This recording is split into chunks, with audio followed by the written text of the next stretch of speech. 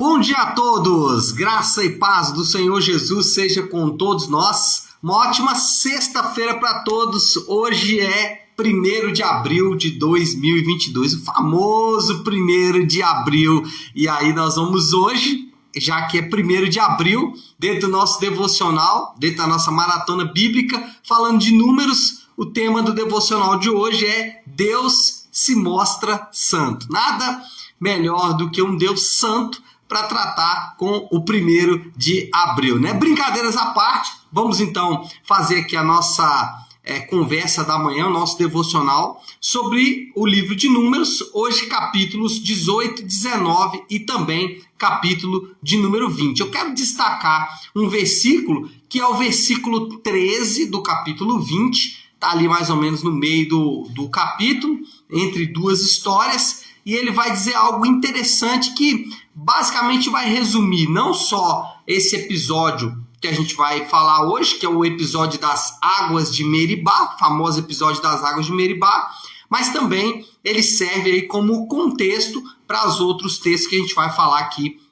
no livro de Números. Então vamos ler Números 20, versículo 13, diz assim: essas foram as águas de Meribá, onde os israelitas discutiram com o Senhor, e onde ele manifestou sua santidade entre eles. O que acontece? Nós já sabemos a história, o povo não aceitou, ou o povo que foi espionar a terra voltaram com um relatório ruim, aqueles que não confiaram no Senhor, aqueles que não aceitaram ou não se fiaram em Deus, eles foram então destruídos no deserto. Uma nova geração então precisou chegar, e essa nova geração é que está agora nessa caminhada aqui. Eles estão tentando agora uma entrada estratégica pelo leste. Eles tentaram entrar na terra de Canaã pelo sul, mas não conseguiram. Então agora eles vão tentar uma entrada pelo leste, e é basicamente o que vai ser a narrativa agora dos próximos capítulos. Essa segunda porção aqui do livro de Números vai narrar exatamente esses acontecimentos durante essa caminhada no deserto, durante essa tentativa de chegada ali da terra de Canaã pelo leste, já que pelo sul eles não vão conseguir. Então, o que nós vamos ter a partir de agora é essa narrativa. Primeiro dessas narrativas, dessa tentativa de entrada pelo leste, é exatamente aqui a história das águas de Meribá. O que é a história das águas de Meribá? Eles chegam ali no deserto de Zim, uma região chamada Cádiz Barneia, e nesta região eles não têm água, os seus rebanhos, as crianças, mulheres, enfim, estão sem suprimento de água. E aí o que eles fazem? Uma das coisas que eles mais gostam de fazer, murmuraram contra o Senhor. Eles reclamaram contra o Senhor dessa situação, não aceitaram o fato, né, ou se rebelaram contra Deus. Inclusive Meribá significa rebelião. Então se rebelaram contra Deus porque não havia água, e aí nós sabemos a história. Deus orienta então Moisés a tocar ali a rocha, e da rocha sai água e o povo é suprido. Bom, em Meribá, Deus então se mostra santo. Primeira coisa que a gente vai ver aqui nesse texto, vai perceber, é a rebelião dos homens. Eles estão exclamando: queremos água. Depois de tudo que aconteceu durante a narrativa do Êxodo, depois de tudo que aconteceu e de tudo que nós já vimos nessa narrativa, os homens continuam rebeldes contra o Senhor. Esse grupo aqui já é o segundo grupo de pessoas. O primeiro grupo, como eu disse, já morreu. Esse segundo grupo apresenta o mesmo diagnóstico, o mesmo sintoma: rebeldia contra o Senhor, questionamento contra os métodos de Deus. E ainda hoje, as pessoas elas são rebeldes e inquiridoras de Deus. As pessoas não dizem: por que existe tanta dor? Se Deus existe, para que tanta dor? Por que as pessoas continuam inquirindo Deus? Eles dizem: se Deus existe, por que ele não faz isso? Ou por que ele não faz aquilo? No alto da arrogância das pessoas, elas ainda continuam achando que podem ditar para Deus as formas como ele deve fazer as coisas.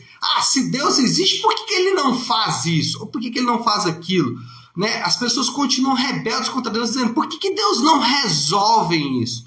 Então, as pessoas continuam as mesmas, continuam inquirindo Deus, continuam questionando Deus, continuam dizendo para Deus como Deus deve fazer as coisas. Ou mais, elas podem ir para um outro extremo, que é tentar encontrar alternativas para disfarçar a sua própria rebeldia, dizendo, isso é coisa do diabo, ou, não, o problema é os seus pais, isso é maldição hereditária. Alguns vão chegar a dizer o seguinte, não, a questão aqui são políticas sociais, precisamos de políticas sociais. Tudo isso são tentativas de disfarçar a própria rebelião contra Deus. O texto bíblico não dá margens, ele é claro. Romanos 3,10, Paulo diz, usando um salmo como referência, Paulo diz, não há justo, nenhum sequer. Este é o diagnóstico. E esse diagnóstico pode ser conferido, pode ser visualizado, pode ser visto nos dias de hoje. Aqueles homens que questionaram a Deus, queremos água, são os mesmos que estão por aí hoje. Talvez eu e você, em alguns momentos, também fazemos isso. Por quê? Porque nós estamos afastados de Deus. E o homem precisa reconhecer isso. Nós precisamos reconhecer que somos naturalmente afastados de Deus. Por isso que as coisas de Deus, elas são, aos nossos olhos, difíceis, complexas. Não entendemos o mistério da Trindade, não entendemos o mistério da dupla natureza de Cristo, não entendemos como alguém pode ser Deus e homem ao mesmo tempo, não entendemos, inquirimos Deus, não entendemos os aspectos da salvação, como assim Deus fazer isso, como assim Deus perdoar pecados, como assim Deus eleger pessoas, quer dizer, não entendemos, questionamos a Deus e tentamos encontrar alternativas. O ponto é que a Bíblia é clara, não há justo nenhum sequer, e nós precisamos reconhecer isso. Mas também o texto vai mostrar a provisão divina. Se os homens estão dizendo queremos água, nós encontramos Deus também respondendo, fale a rocha. Se por um lado os homens questionam a Deus, Deus sobrenaturalmente supriu o povo de água. Aquele povo rebelde, aquele povo de coração obstinado, aquele povo afastado de Deus, recebeu uma resposta de Deus. E a resposta de Deus foi suprimento sobrenatural. E aí nós percebemos que o aspecto sobrenatural sempre esteve presente na história do povo de Deus. O aspecto sobrenatural nunca faltou. Ele sempre acompanhou o povo de Deus. Ele sempre esteve lado a lado com o povo de Deus.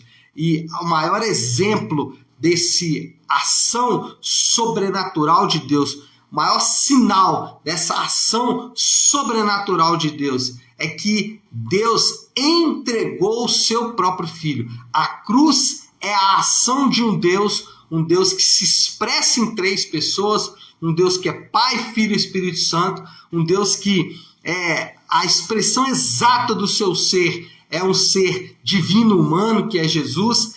Esse ser entrega-se pelos piores pecadores na cruz do Calvário. Se você precisa de um sinal da ação sobrenatural de Deus, basta você olhar para a cruz, porque na cruz nós temos a expressão exata do que significa a ação sobrenatural de Deus. Deus agindo de modo sobrenatural para os homens. E aí, se a cruz é exatamente o lugar onde se manifesta a maior evidência da ação sobrenatural de Deus, o texto bíblico de Romanos 8,32 diz o seguinte: se Deus entregou o seu Filho por nós, Ele não nos dará também todas as coisas? O ponto é, se Deus que entregou sobrenaturalmente Jesus não nos dará todas as outras coisas, então nós podemos confiar que Deus, de forma sobrenatural, vai providenciar tudo aquilo que nós precisamos.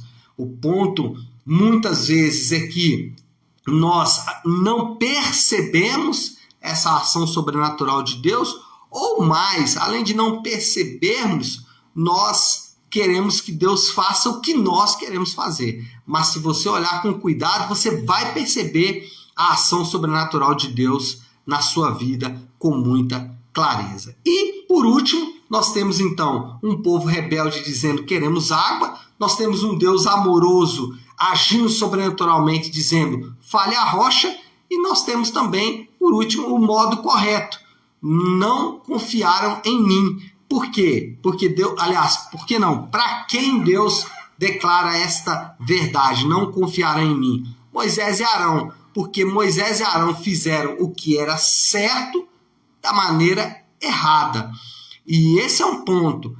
Podemos fazer o que é certo da maneira errada. E no texto bíblico, nós temos diversos casos como esse.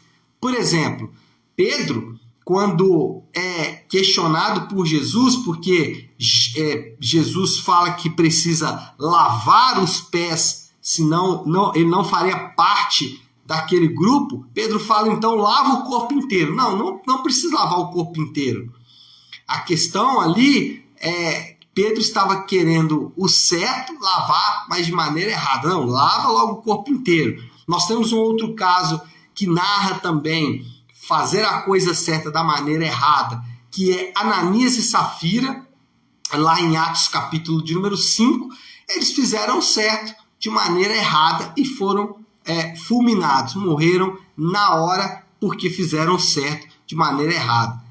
Se a moda pega, nós teríamos uma baixa grande aí entre até os próprios crentes. Mas enfim, Jesus, ele também criticou abertamente os religiosos. Por que ele criticou os religiosos? Porque a lei estava errada. Ele criticou os religiosos porque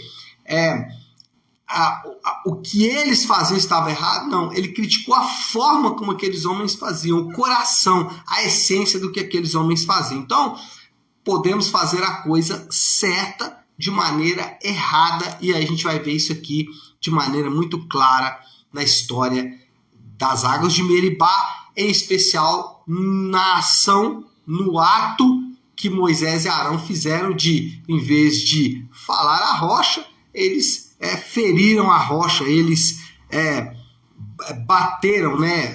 Pegou a vara que estava diante do Senhor. Moisés, então, faz isso, né? Deixa eu tentar achar aqui, ó, versículo 11. Então Moisés ergueu o braço e bateu na rocha 2 vezes com a vara. O Senhor disse, fale com a rocha. Então Moisés fez o certo de maneira errada. Moral da história, então, para a gente resumir, o que podemos retirar aqui de forma resumida de todo esse texto?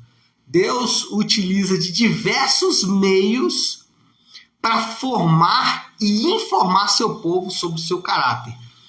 O objetivo de Deus em toda a Bíblia, especialmente no Antigo Testamento, é apresentar aspectos do seu caráter. E ele faz isso através dos acontecimentos, e esses acontecimentos, eles informam o povo sobre o caráter de Deus, mas também formam o povo, uma pedagogia perfeita de Deus. Então, esse caso aqui, das águas de Meribá, Deus, inclusive o texto vai mostrar isso. Deus queria apresentar um aspecto do seu caráter que é a santidade. E ele faz isso de maneira muito clara nesse texto. Bom, qual é o desafio então? A aplicação. Como nós podemos aplicar o que nós acabamos de escutar, o que nós acabamos de aprender aqui no texto de Números capítulo 20? Qual é o desafio? Confiar que Deus está formando e informando por meio dos acontecimentos da vida. Confiar que em tudo que Deus está fazendo, Ele está fazendo para formar e informar detalhes do seu caráter para mim e para você. Então isso é importante, você perceber que em cada aspecto da sua vida, Deus está formando e Deus está informando aspectos do seu próprio caráter para mim e para você. Isso acontece nos dias de luta, de dor, dificuldade, talvez de forma mais efetiva nos dias de dor, luta e dificuldade, mas também isso acontece nos dias de bonança. Tá certo, meu povo? É isso. Vamos orar, vamos colocar tudo isso aí diante de Deus. Então, se você puder, Pare em um instante aquilo que você está fazendo, e como eu gosto de fazer sempre nas segundas e sextas-feiras, eu gosto de encerrar o devocional com a oração do Pai Nosso, a oração que o Senhor nos ensinou. Então, vamos juntos orar a oração do Pai Nosso, orando então como o Senhor nos ensinou. Pai nosso que estás nos céus, santificado seja o teu nome. Venha o teu reino, seja feita a tua vontade, assim na terra como no céu. Dá-nos hoje o nosso pão de cada dia.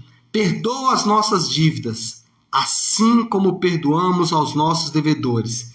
E não nos deixes cair em tentação, mas livra-nos do mal, porque teu é o reino, o poder e a glória para sempre. Amém, amém e amém. Bom, então é isso, né, pessoal? Nós vamos ficando por aqui. Quero deixar um aviso importante para vocês. Domingo, às 10 da manhã, nós temos o culto de celebração na Igreja Nave. E você que está me assistindo aí, você é meu convidado para juntos celebrarmos ao Senhor e cultuarmos a Deus no próximo domingo na nossa Igreja Nave, tá bom? Deus abençoe, ótima sexta-feira, ótimo final de semana para todos, fiquem com Deus.